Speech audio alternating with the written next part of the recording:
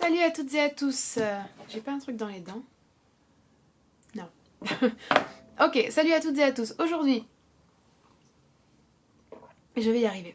Aujourd'hui, on se retrouve pour une vidéo qui va être mes lectures récentes, c'est-à-dire mes lectures de janvier. Donc je suis déjà désolée, vous remarquez sans doute que je suis assez bleuâtre ou verdâtre, c'est parce que je filme quand il fait nuit et j'ai essayé au mieux de pouvoir contrecarrer les lumières artificielles qui sont plutôt dorées et jaunes chez moi.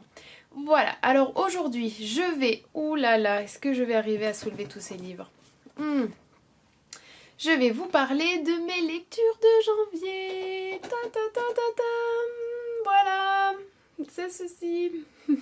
Donc j'ai beaucoup lu en janvier, j'ai lu 17 livres je crois. Ce qui est un petit peu un record pour moi. Normalement je lis pas autant, je sais pas ce qui s'est passé, mais je suis en période de lecture. Donc je vais vous parler brièvement parce que je veux pas avoir trop de montage à faire sur cette vidéo et je veux pas qu'elle prenne trop longtemps à s'exporter parce que mon internet est pourri en ce moment. Je paye la fibre et je peux vous assurer que ce que j'ai c'est pas la fibre. Donc bon, bref, ça c'est autre chose. Donc ces lectures sont pas dans l'ordre parce que je me souviens plus dans quel ordre je les ai lues tout simplement et je vais essayer de vous en parler assez brièvement. Je vais pas faire un résumé et une analyse des 17 œuvres, sinon la vidéo va durer 3 heures. Donc premièrement, ce que j'ai lu et que j'ai pas là chez moi, ici oui parce que je l'ai laissé chez moi dans le sud plutôt, j'ai lu Sophocle, j'ai lu Antigone de Sophocle plutôt parce qu'elle traînait comme ça chez moi, j'avais envie de la relire, parce que j'étais plus familière d'Antigone de Jean Anouilh et donc j'avais envie voilà, de me remémorer un peu la pièce originelle. Antigone c'est une des pièces antiques que je préfère et c'est... toujours très inspirant je trouve de relire Antigone, c'est comme un peu une des fondations et une des bases j'ai envie de dire de beaucoup d'intrigues et de réécritures possibles et je trouve ça toujours très inspirant. Ok, on est parti. Ensuite j'ai lu 1984 de George Orwell, c'était ma première fois, je n'avais jamais lu ce livre avant, j'avais tenté de lire La ferme des animaux que je n'avais pas du tout aimé. J'ai les lèvres super sèches. J'avais essayé de lire La ferme des animaux que je n'avais pas du tout aimé. Je crois que j'avais même pas fini d'ailleurs. Pour être honnête, oui, je l'ai lu. C'était pas une lecture difficile ou laborieuse, mais non, c'est fait pas partie de mes livres préférés. C'était pas une lecture incroyable non plus. C'est effectivement très intéressant. C'est effectivement toujours d'actualité. Ça fait réfléchir et c'est une œuvre qui serait d'ailleurs géniale à étudier avec des élèves. Mais voilà, pour moi, c'est pas exactement mon truc. Je pense que c'est surtout peut-être le style qui fait que j'ai pas tant accroché que ça. Et je m'attendais à plus en fait. Je pense que je m'attendais à plus de longueur, plus de détails, plus de profondeur et peut-être un peu plus d'explicite, je crois, dans dans les violences et dans l'ensemble même des concepts. Je sais pas, j'ai été un peu sur ma faim. Je crois que je suis restée sur ma faim, mais bien évidemment que c'est un livre important et que je suis contente de l'avoir lu. Ensuite, j'ai lu 4 chapitres de Rabindranath Tagore, qui est un auteur indien, plus précisément de la partie du Bengale. Et il a eu le prix Nobel en 1913 d'ailleurs. Et donc il écrit en bengali. Et c'est la première fois que ce roman a été traduit en français.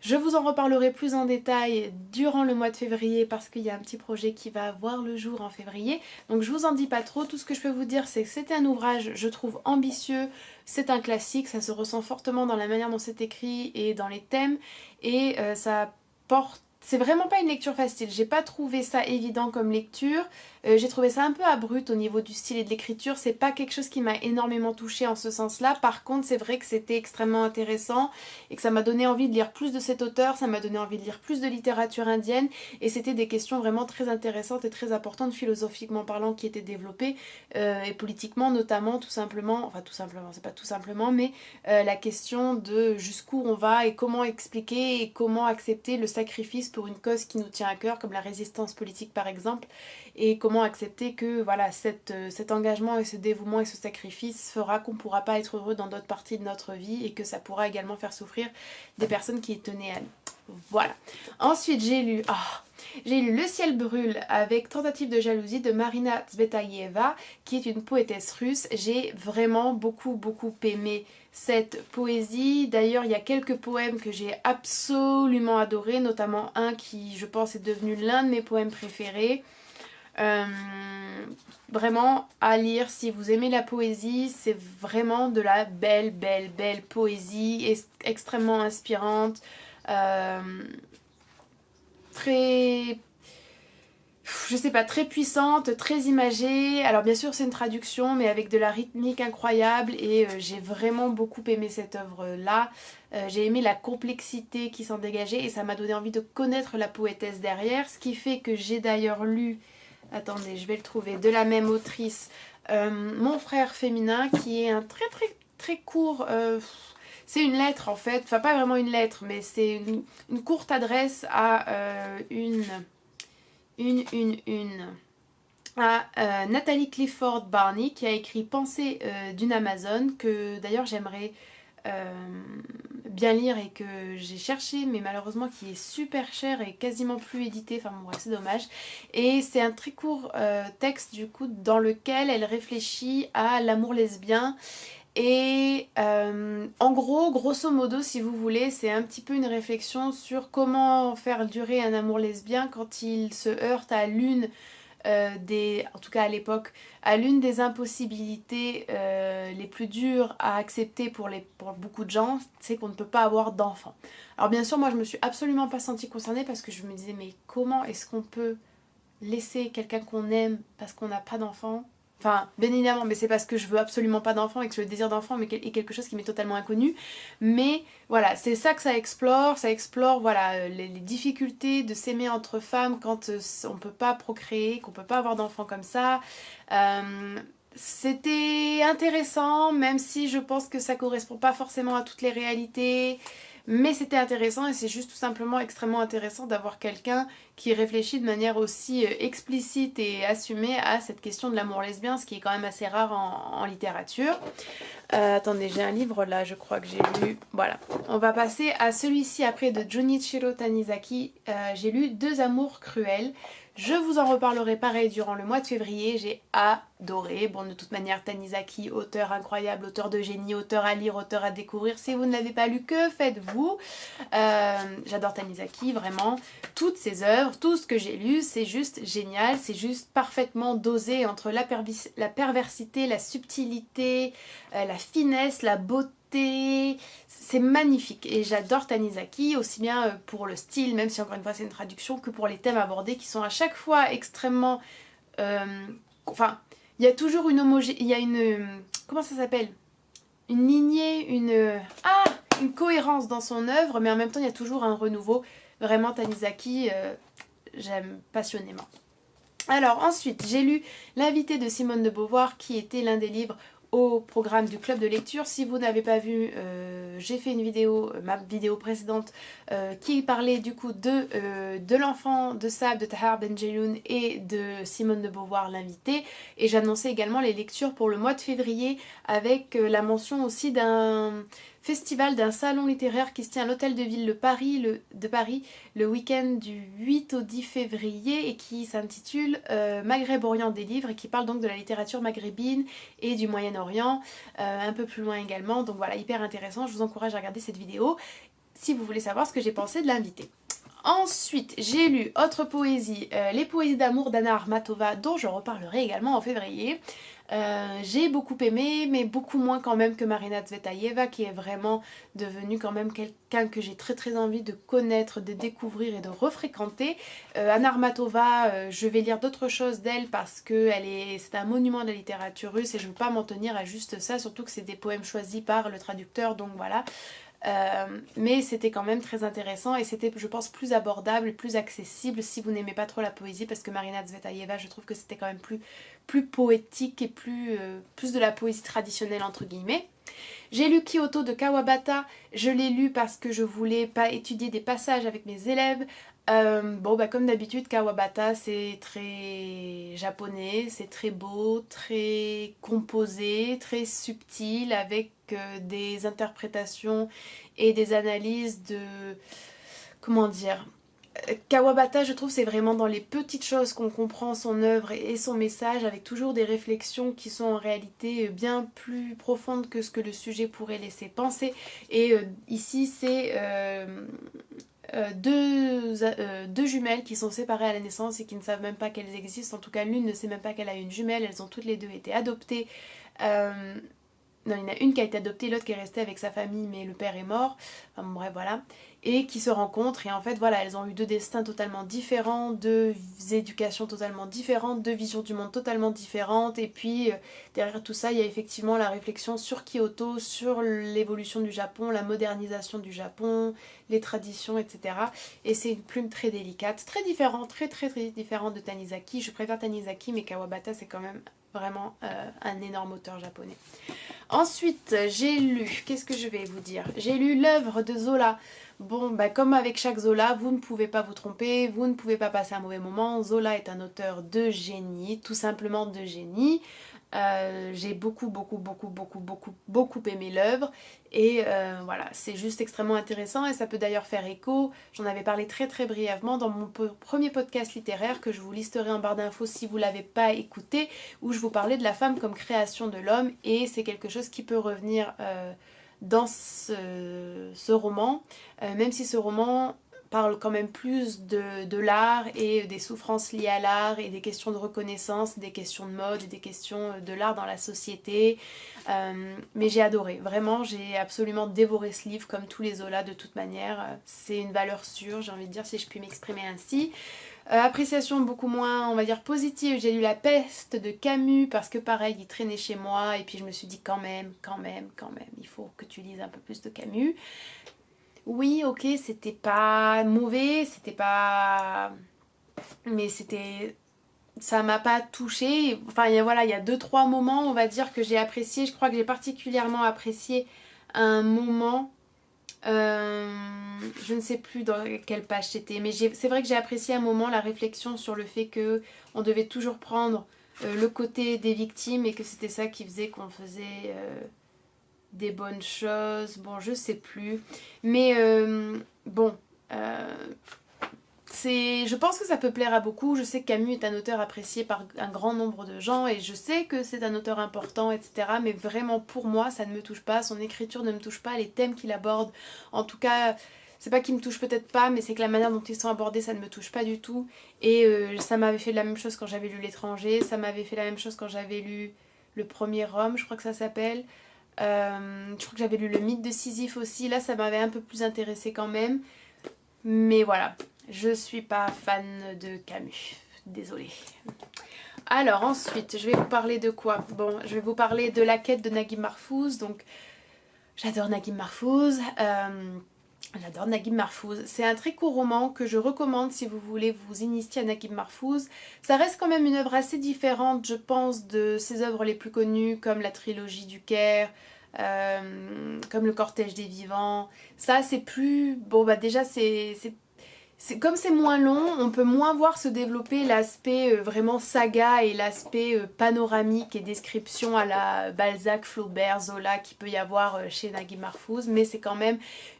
Voilà, c'est plus petit donc c'est plus accessible si vous n'aimez pas lire ou si vous n'êtes pas sûr et c'est juste magnifiquement écrit, ça tient parfaitement en haleine, ça ressemble beaucoup plus à du Dostoïevski.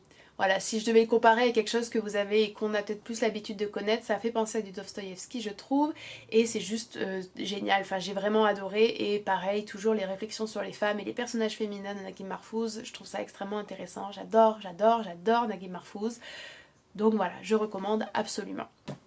Allez, on va passer à celui-là. Les canons tonnent la nuit de Naka, je pense. Je ne suis pas sûre. C'est une autrice vietnamienne. Je vous en reparlerai également, je pense. Mais j'ai vraiment beaucoup aimé ce livre à la fin. Un petit peu comme l'invité. J'ai eu un peu de mal pendant toute la lecture. J'accrochais pas trop. Il me manquait quelque chose. Et puis vers la fin, ça a vraiment gagné en intensité incroyable. Et ça m'a un petit peu mis la larme à l'œil quand même. C'est l'histoire d'une famille lors de la guerre du Vietnam. Pas la guerre du Vietnam, les Américains, hein, mais... voilà, qui ont quitté le nord pour descendre dans le sud pour échapper aux communistes, entre guillemets, et qui... le fils et le copain, le fiancé d'une des filles sont partis à la guerre et on attend leur retour avec impatience et bien sûr, bon, vous pouvez imaginer ce qui se passe.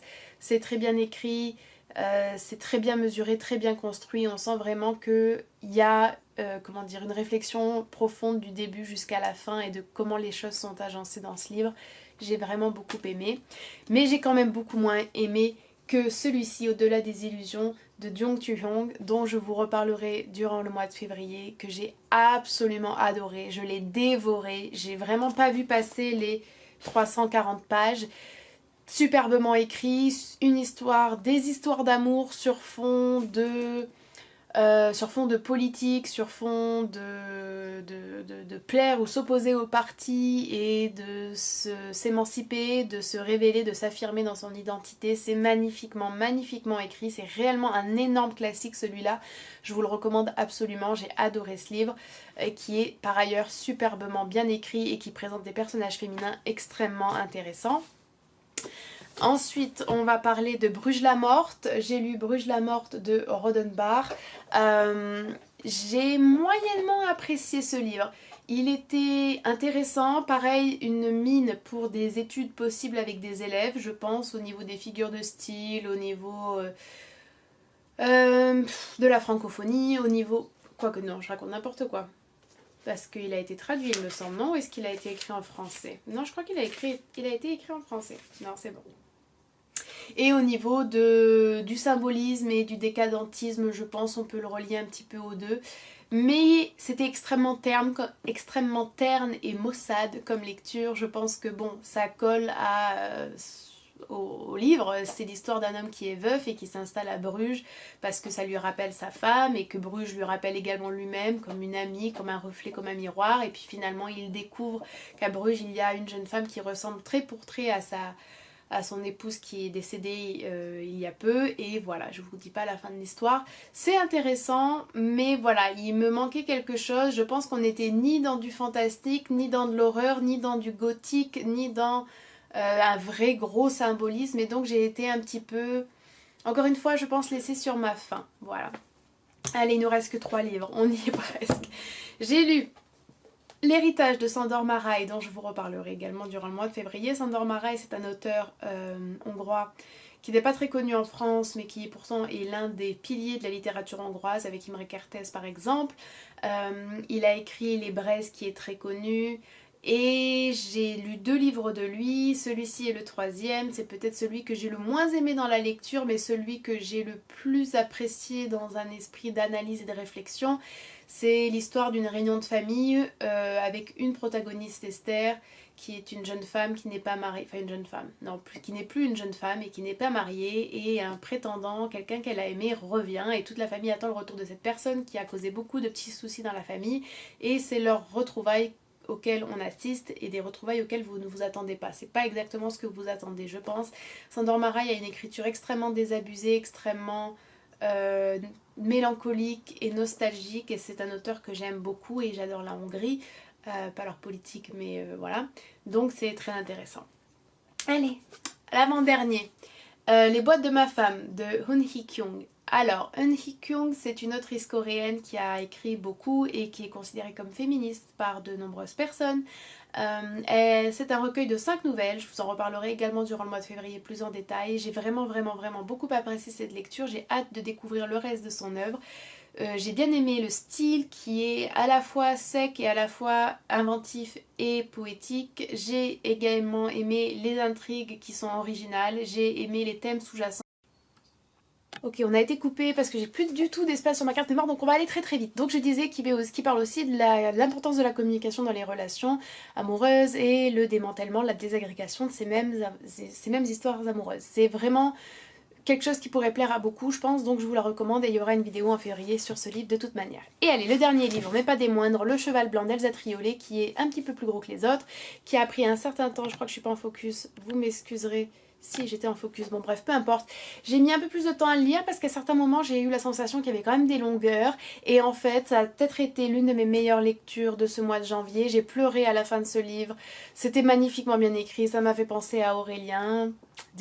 Non, je sais pas pourquoi je dis désolé, mais bon, Elsa Triolet était la femme aimée d'Aragon et Aragon était l'homme aimé d'Elsa Triolet. Bon bref, peu importe, mais en gros, c'est pas peut-être surprenant que ça que leurs œuvres, étant donné qu'elles ont été écrites au même endroit, que c'était deux personnes qui s'aimaient, qui avaient des affinités au même endroit, à la même époque, je voulais dire, j'ai adoré. C'est l'histoire d'un jeune homme, Michel, qui se laisse porter par la vie, qui fait des rencontres, certaines heureuses, certaines malheureuses, certaines douloureuses, certaines qui seront extrêmement douloureuses pour les personnes qu'il va rencontrer, d'autres qui l'affecteront lui. Et puis il y a la guerre qui attend, qui guette, et puis il y a la guerre qui finalement arrive. C'est vraiment un roman d'époque. Si vous aimez, voilà, Aurélien, si vous aimez les beaux quartiers, vous aimerez. Si vous aimez Céline, peut-être que vous aimerez également, même si moi j'aime pas Céline et que j'ai détesté Voyage au bout de la nuit, mais ça, il y a cette idée là, voilà, il y a quelque chose de cette époque là, de cette littérature de l'époque, et c'était bien, j'ai adoré. Vraiment, je me suis prise à avoir ce sentiment que c'était une vraie personne que je connaissais, dont je lisais la vie, et la fin, waouh. Donc j'ai vraiment beaucoup aimé, et je vais lire les autres œuvres d'Elsa Triolet. Mais voilà, c'est un petit peu long, il y a beaucoup de descriptions, parfois très minutieuses, des intérieurs et du meublement, comment ça s'appelle, des meubles, de l'ameublement, etc. Donc bon, parfois c'est un peu long, mais j'ai vraiment aimé.